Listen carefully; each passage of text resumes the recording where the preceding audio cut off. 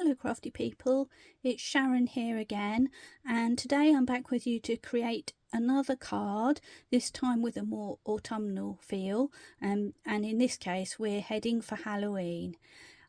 I've already made a version of this card, so this is what we're aiming for. And I'm going to split this into two videos, one to create the background, which you'll be able to use with any sort of Halloween scene, where I'll show you how to do the masking techniques, etc., to keep your image clear.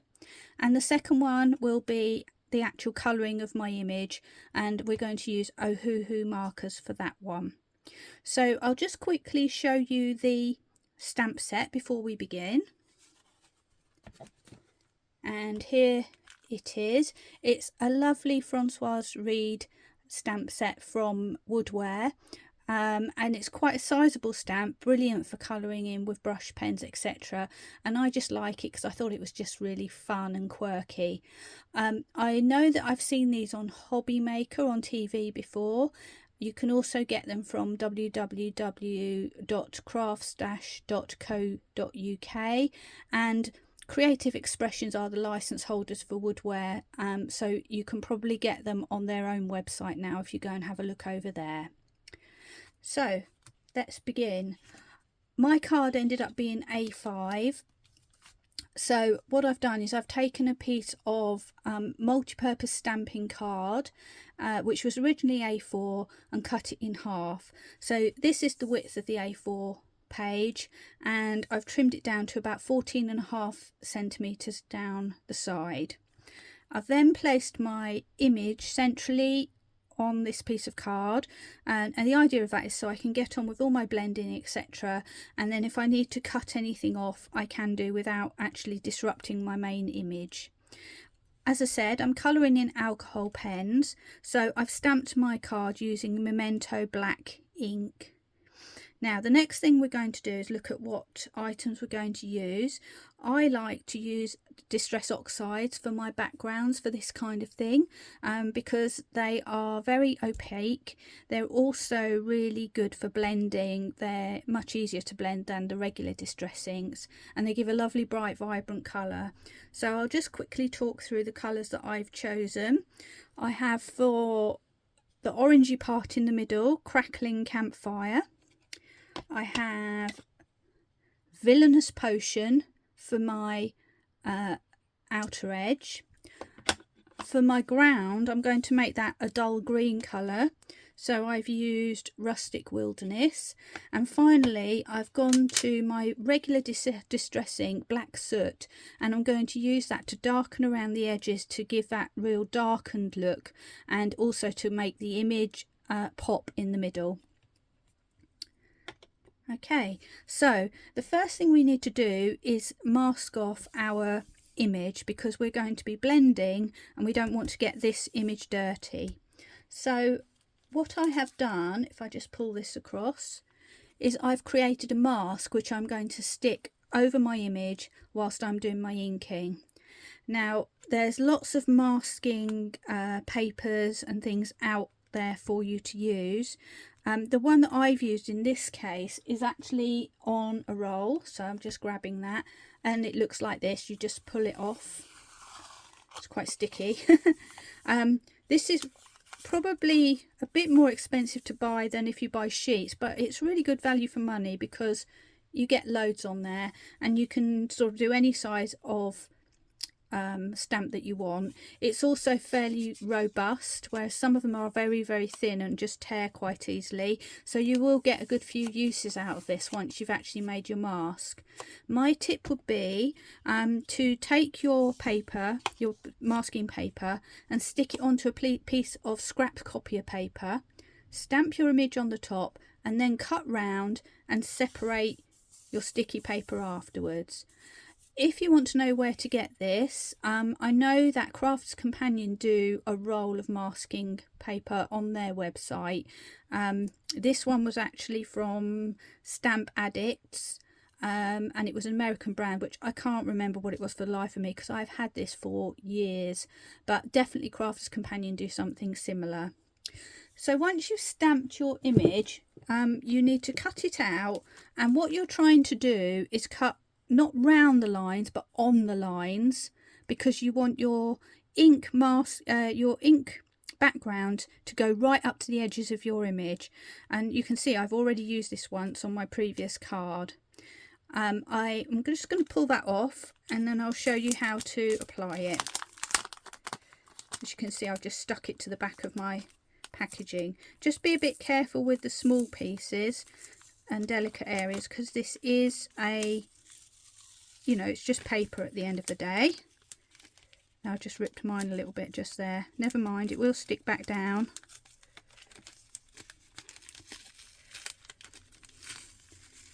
So just gently peeling away. When I've finished with this, I'll put it actually inside the packaging, and then I've got it ready for next time. Right, so there's my main image. And what you need to do is just find a point to centre up that suits you. So for me, I'm finding it easier to line up on the bottom of the image, and I'm putting it right up to the line and gently pressing down. And then you might just need to just wiggle a little bit here and there just to get a good placement. And the idea is that you're kind of just getting it right in the lines there. And because this is quite more of a solid paper, it kind of holds its shape more, which does actually make it more easy to place your masking. Now if you do get a little bit of a white halo, it doesn't matter, because I've got a little trick for that as well after we've finished our inking. So I'm just going round and carefully placing these little bits. As you can see, they'll wobble around, so the little bits you just need to place in position. Give everything a little rub down. Obviously the second time it's probably not quite as sticky as the first time, so just give a good press down. And then this candle on the end, I haven't cut the flame out separately, I've just cut closely, and that will leave a little white bit on the corner there. Let me zoom in, see if I can show it to you. You probably can't see it very well now, but there's a little wick there. I wouldn't be cutting that out, so I've just cut close to the candle, and I'm going to sort that out afterwards.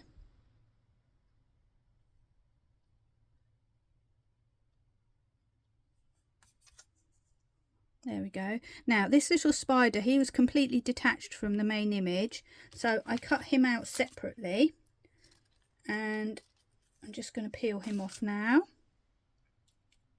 and stick him on in the same way. Anything that's just drawn lines, etc., you don't need to cut round those, because when we actually add the ink, we're going to not cover over any white bits with those, so they will still show through. Okay, so now we're ready to begin, and for my blending I'm using one of these wooden blending tools and the little sponges that stick on with Velcro. And it's always a good idea to keep separate sponges for oxide and regular distress inks, because the two don't mix very well on the sponges. But obviously you can just rinse these out with water after and get the residue out, and that works just as well. So you don't have to worry about it too much as long as you rinse out your sponges after you're finished with them. So here we go, starting off with Crackling Campfire. I'm going to get some ink on my sponge, and starting in the middle I'm going to sort of create an aura around all these spooky people. So I'm going to start on my mask and start circular motions all the way around. Just being careful around the edges of my mask, because I don't want to lift it too much. And the best way to avoid lifting is to blend away from your mask. I'm just going little bit by bit. And if any of the mask does lift up, you just push it back down again before you carry on. But what you'll find is if you're smoothing away from the main image, it kind of will smooth down the mask anyway. Just be careful over that spider because he's just a tiny little bit.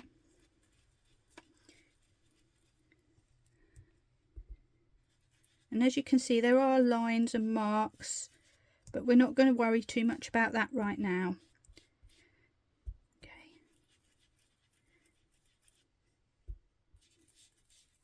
So I've just created a kind of roundish, oops, see there my ghost flipped up there. I got a bit carried away. I'm creating a roundish aura, shall we call it, around my main scene. There we go. Right, then we're going to go with the villainous purple. So a new sponge, and this time I'm going in from the outside inward, and I'm just blending away all around the edge. And I can do this much more quickly, a bit more slapdash, because I haven't got to worry about picking up any mask. And I am going to overlap with the orange on the edges, which gives a kind of brownish tinge, and that's okay because it's like one's faded into the other. We don't want, you know, solid line. And if you're not getting enough ink on, you can just press into your ink pad and spin round and round, and that will load up your ink pad, your sponge, even more. Then we'll go around the other side. And it doesn't matter that it's not a completely smooth blend, because we kind of want the impression that there's, you know, it's a textured sky, shall we say. And there might be clouds that in the background, and we're going to add a little bit of spooky orbs in there in a minute. There we go. And what I've done in the meantime is I've just picked up a piece of old card. I'm just putting it in the middle to rest my fingers on, so I don't get fingerprints everywhere that I don't want them. Okay, that's enough purple for now. Now we've got quite a line around the edge here. So what we're going to do is go back with the orange and go over the top. That little ghosty doesn't want to stick. And just blend around and about. And you can do that. You can go backwards and forwards as many times as you like.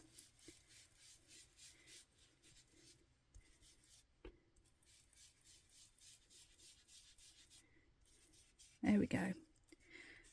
So that's the main sky area done. As you can see, it's quite a quick technique to do. Then I'm going to just give it a little quick wipe up before I go on to the next part. My trusty micro cloth, which is filthy and black and well loved. And now I'm going to flip around. No, I'm not. I'm going to stay that way, maybe sideways. There we are. And I'm going to go in with my green now, which is Rustic Wilderness. And I'm going to blend at the bottom here. So I'm picking up some ink and off we go again. And I'm blending just into my other colours so that it gradually fades away like a spooky misty night. And it's not a solid line. If we did a straight line, for example, we put a card there and went up to it, it wouldn't look too contrived. It wouldn't look natural. So it doesn't matter if your colours do merge into each other a little bit. I'm going lightly when I get to my mask, although this is a solid area of mask, so it should stick better, but I just don't want to lift it.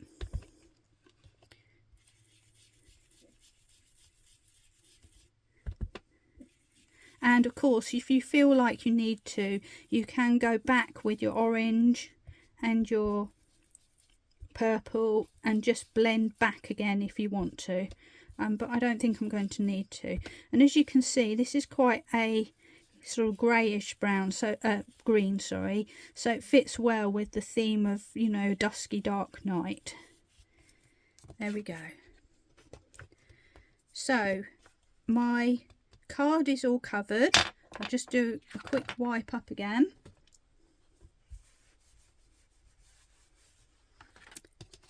Lid's back on my inks because I don't want those to dry.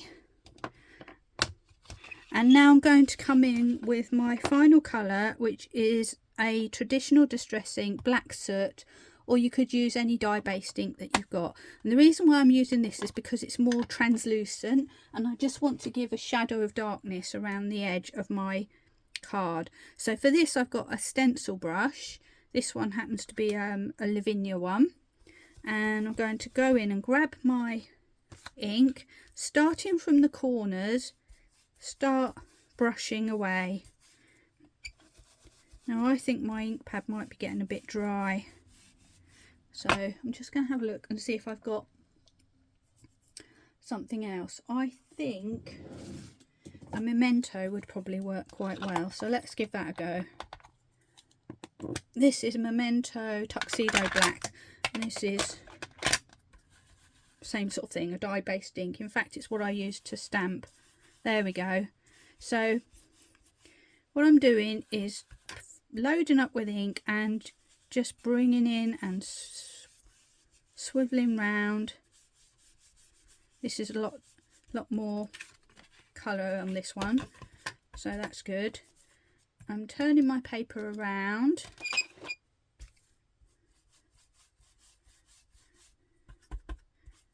and sweeping around my corner. So what I'm trying to do is almost as if you're looking through a peephole kind of situation. Just be careful you don't catch your bit of card so that you don't create a harsh edge.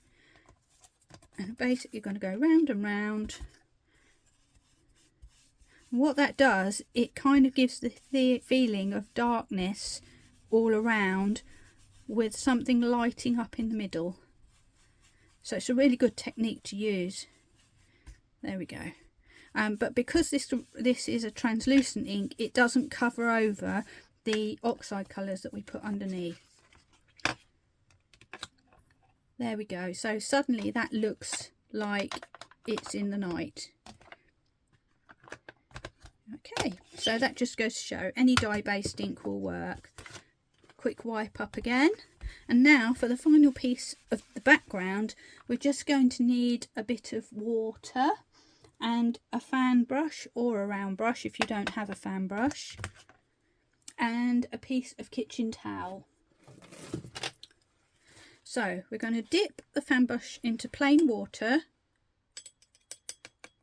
and just take off the worst, and then holding your brush at the end, at the far end, just start tapping and you'll see little splats of water appear. And if you need to reload your brush, go ahead. And just do that as much as you feel you need to. A round brush will give bigger splatters. A fan brush like that will give smaller ones. And as you can see, the oxide is starting to work on here. So I then take my kitchen towel, smooth over, and when I lift, there we go, lots of spooky orbs, little winter bugs flying around in the spooky night air. So the next thing we get to do, which is really the fun part, is the peel and reveal, and this is where we get to remove our mask that we've put on and see our beautiful crisp image underneath. So I'll start off with this little spider, and sometimes it helps to sort of bend the card away. There you go, look at that lovely crisp image of our spider. Then I'm going to start on the corner of my main image, just take a little second to release it. and then slowly start to remove your image. Now if you've got little pieces, start from the thin end or the end that's attached to the main image and work your way out. That way you're less likely to rip it. So as you take it away, you're going to move in different directions just to make sure you put as little stress on your image as possible. There we go. Oh, sorry, as little stress on your masking paper as possible so that you can get to use it again. Now, this little guy, just give him a little lift. There we go. And you can use like a pokey tool if that helps you. Or if you've got fingernails like me, I use my fingernails for everything. They're like my tools. Right, so gradually it's coming away. Just watch out for the little ghosty armies which can rip away if you get a bit too enthusiastic with your mask removal. There we go, and that's the last little bit. And there we have a perfectly white image with a perfectly coloured, deep, vibrant background. Now, if you do find that you've got a little bit of white around the outside, can you see just there, for example? What you can do is correct that by finding an alcohol pen that is as close as you can get to the original colour. So in this case, I've got from my Ohuhu pens Y10, which is apricot, and all I'm going to do is just dab around the edge very lightly to fill in those gaps, and also where I didn't cut the whole of my candle flame out, there we are, I've just added that in. Now when you do that, people will never know that there was any little edge around there. So you just follow around your card, filling in any gaps that you might see, and then we're good to go. So that's our background created, and we're well on the way to creating our final card. So thanks for watching, and I hope you'll come back and join me for the second video where we get on with the colouring. Bye for now.